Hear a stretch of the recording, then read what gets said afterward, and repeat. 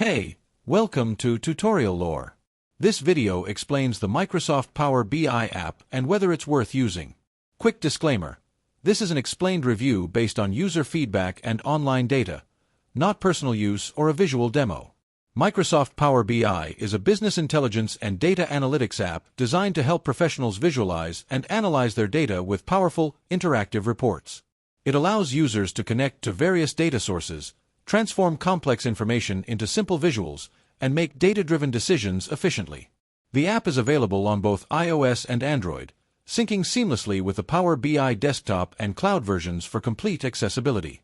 The app's main feature is its interactive dashboard. Users can view real-time data reports, monitor business metrics, and share insights with team members securely.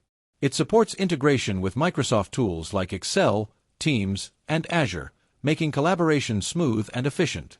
Power BI's AI-driven insights also help detect trends and predict outcomes automatically, saving time on manual analysis. If you found this video helpful so far, drop a like. Let's talk about how it performs in actual use.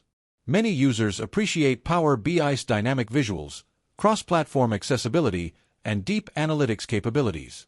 Businesses benefit from its ability to handle large datasets and automate reporting. However, some users mention that there's a learning curve, especially for those new to data visualization. Additionally, the free version has limited sharing and collaboration options, with advanced features available only through paid plans. In summary, the Microsoft Power BI app may be worth using if you need professional-grade data visualization, real-time analytics, and smooth integration with Microsoft's ecosystem. However, if you prefer simpler reporting tools or are not ready to explore advanced features, the setup might feel complex at first. This is not a commercial or paid promotion, but an informational video. For inquiries, contact the email address stated in the description.